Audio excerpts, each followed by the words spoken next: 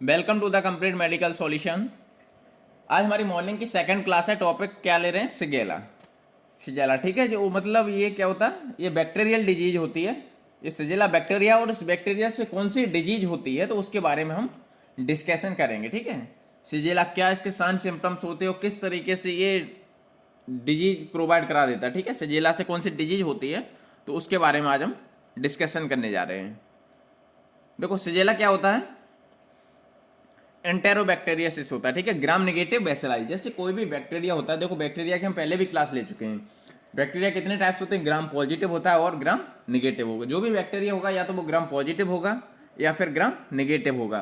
तो कभी कोई अगर जैसे आपको बैक्टीरिया के बारे में आइडेंटिफाई कराता है तो आपको ये जरूर बताना पड़ेगा कि कौन सा बैक्टीरिया है और क्या उसका साइज है, ठीक है। तो ये सब चीजें मतलब ये इंपॉर्टेंट रहती हैं कि जैसे आपको किसी को आंसर देना है तो साइज वगैरह और मतलब बैक्टीरिया का टाइप, बैक्टीरिया ग्राम पॉजिटिव है या ग्राम नेगेटिव है, तो उसके बारे में आपको आना चाहिए, ठीक है। तो जो सिजेला है ये हमारा क्या है? Gram negative bacilli. Readily growth oxygen and Na2, metabolically active, fermenting a variety of substrates. Mostly ये क्या होता है? नॉन मोटाइल होता है। देखो, नॉन मोटाइल होता है, नॉन स्पोरिंग होता है, नॉन एसिड फास्ट। साइज क्या होता है? 2 to 4 micrometre into 0.4 to 0.6 micrometre. Rounded ends क्या होता है? 2 to 4 micrometre into 0.4 to 0.6 micrometer.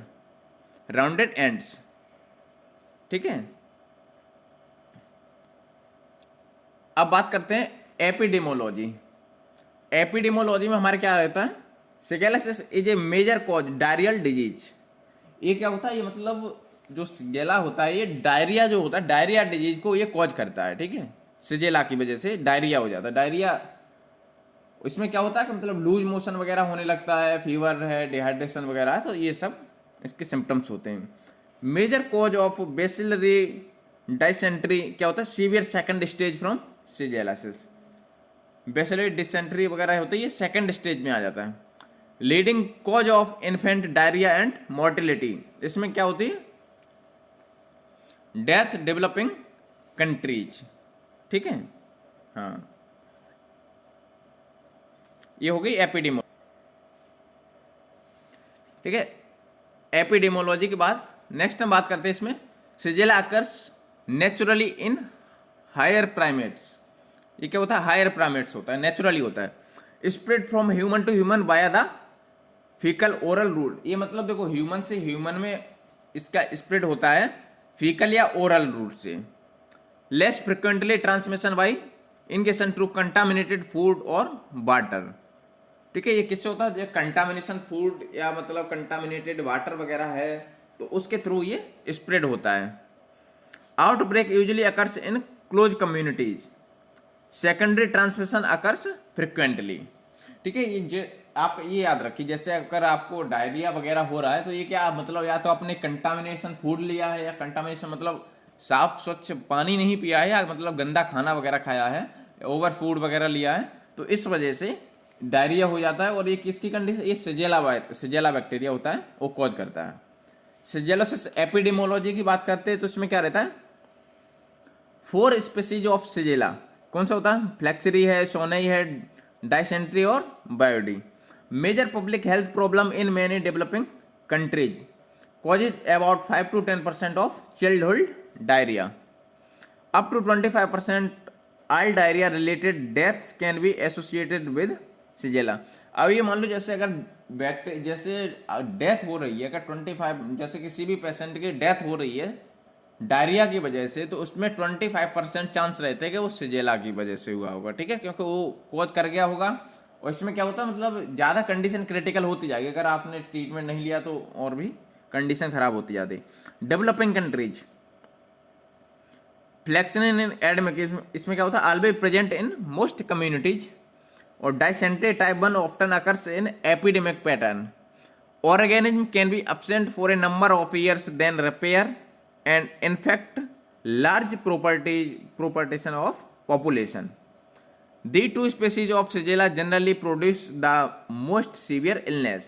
Developed countries में क्या होता है? हाँ, sonnei is the most common and is the last virulent. Boydii क्या होता है, कोई disease of intermediate severity, is least common except in the Indian subcontinent. Next बात करते हैं एटियोलॉजी। एटियोलॉजी में क्या होता है, हाँ, सिजेला डायसेंट्री क्या होता है, the most severe, Shigella flexneri the epidemic group and easily turn the chronic. Shigella boydii क्या होता है, ट्रॉपिकल एंड सबोन, और सोनाई क्या होता है, द मोस्ट माइल्ड। ठीक है, ये हो गया aetiology of Shigella. Habitat and transmission. Next one is habit and transmission. Habit and transmission में क्या आता है हमारा, Shigella species are found only the human intestinal tract. ये कहाँ मतलब फाउंड करेगा, ह्यूमन के इंटेस्टाइनल ट्रैक्ट में ओनली। ठीक है, carriage of pathogenic strains can excrete the organism up to 2 weeks after infection and occasionally for longer periods.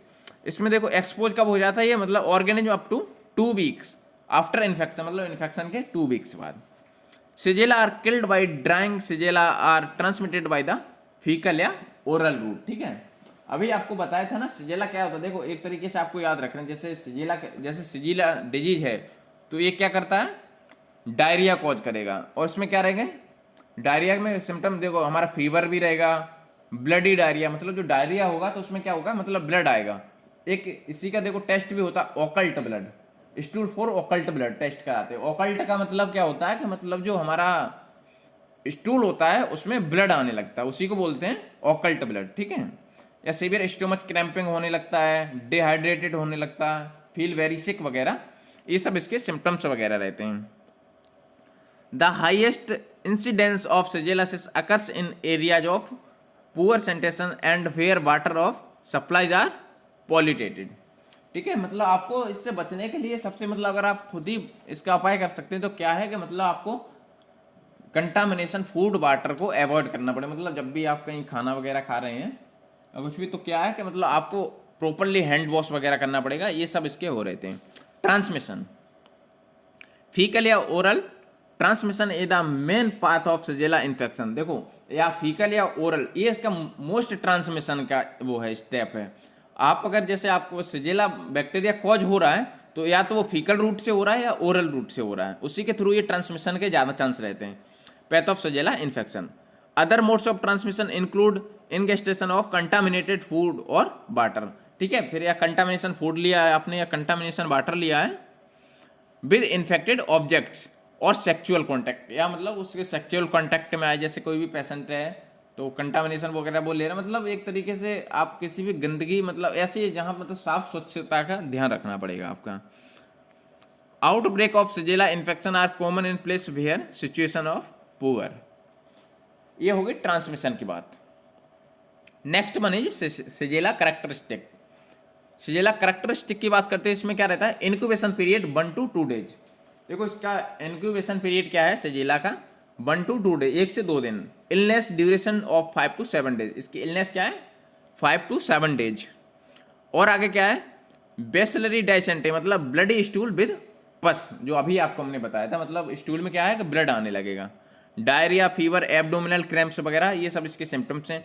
Haemolytic uraemic syndrome, rectal prolapse, post infectious arthritis, दर्द वगैरह रहेगा आपके पूरे शरीर। एर्थराइटिस क्या होता है, मतलब जॉइंट्स पेन रहता है। Next one is clinical manifestation. देखो क्लिनिकल मैनिफेस्टेशन में हमारा क्या रहता है, कॉमन टाइप क्या है, एक्यूट ऑनसेट है, ठीक है, सीवियर है, मतलब हाई फीवर रहेगा, सीवियर कंडीशन है, क्या होगा, हाई फीवर रहेगा। एब्डोमिनल पेन, टेंडरनेस जैसे बोलते हैं, एब्डोमिनल पेन रहेगा, ठीक है। Diarrhoea, stool mixed with mucus, blood and pus, इसमें क्या होगा, स्टूल में ब्लड भी आएगा, पस भी आएगा, मतलब मिक्स रहेगा, ठीक है। हाँ, टेंसमस, 1 वीक, ये सब इसके सिम्टम्स वगैरह रहेंगे, मतलब ये कंडीशन इसकी होती जाएगी। और आगे बात करते हैं टॉक्सिक टाइप की।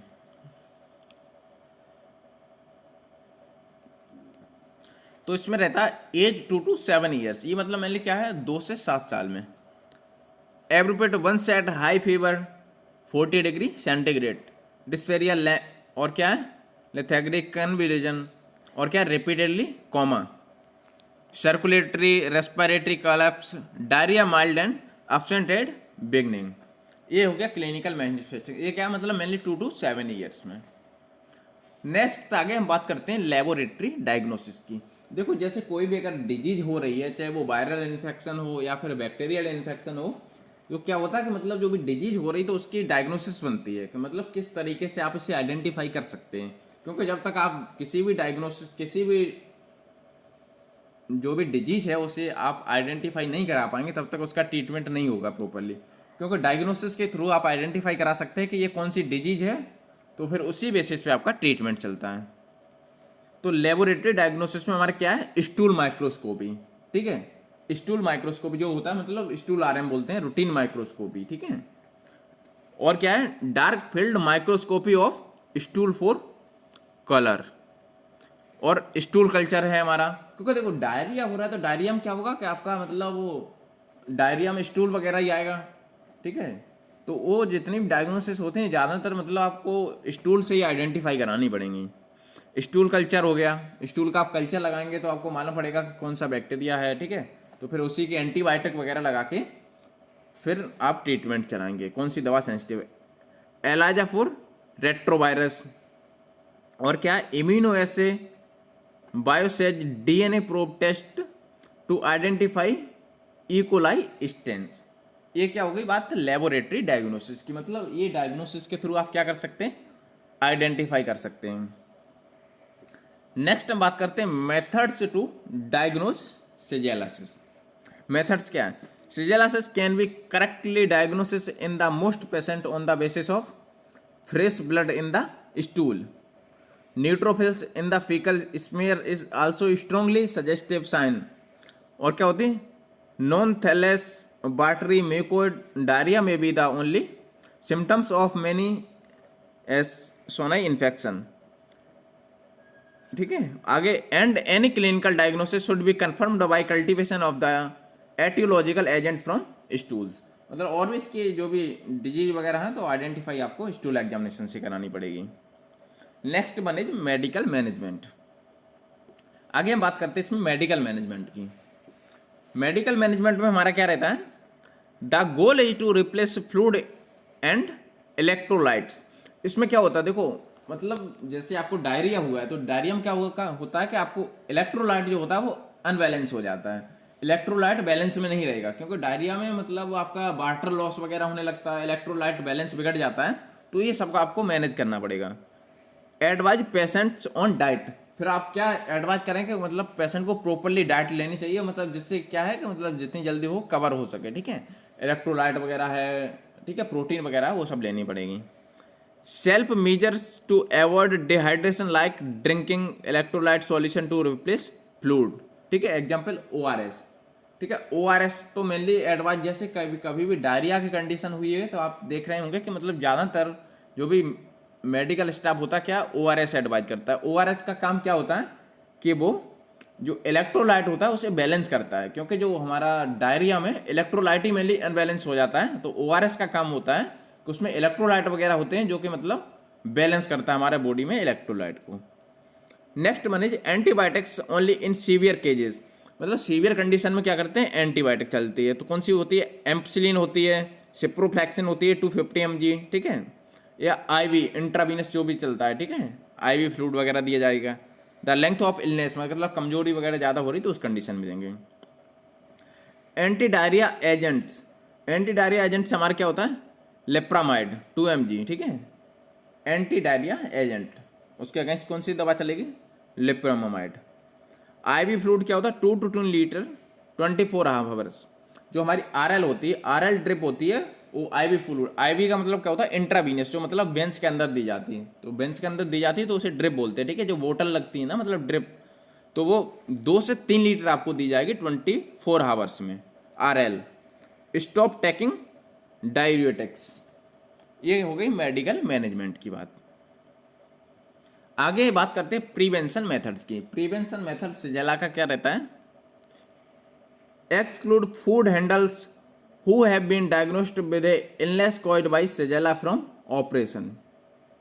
और क्या होता, exclude food handlers who have diarrhea, wash hands control the files. देखो मेनली आपको क्या है कि अगर जैसे आपको डायरिया से बचना है तो सबसे जरूरी क्या है कि आपको साफ स्वच्छता का मेनली आपको बहुत ध्यान रखना है। जब भी आप कोई खाना वगैरह फूड ले रहे हैं, आप कोई ऐसी चीज ले रहे हैं जिससे आपको हाथ को टच करना पड़ रहा है, तो सबसे पहले आपको प्रॉपरली हैंड वॉश करना होगा। ठीक है, प्रॉपरली हैंड वॉश करके आपको उसे टिश्यू रोल वगैरह से आप क्लीन करें अच्छे से, उसके बाद ही आप उसको लें। तो इससे क्या होगा कि मतलब फोकल या ओरल रूट से जो भी मतलब ये डिजीज है वो नहीं होगी। तो ये सब आपको मेनली ध्यान रखना, मतलब साफ स्वच्छता का एकदम मोस्टली आपको ध्यान रखना पड़ेगा अगर डायरिया कॉज नहीं होना है तो। और भी अगर रिलेटेड आपको कहीं भी कोई कन्फ्यूजन रहता है रिलेटेड टू दिस टॉपिक तो आप कमेंट सेक्शन में बिल्कुल पूछ सकते हैं। कोई भी अगर क्वेश्चन आपको डाउट रहता है कहीं तो आप पूछ सकते हैं। Thank you. Any question please ask on comment section, I give you reply. Please like share and subscribe. Thank you.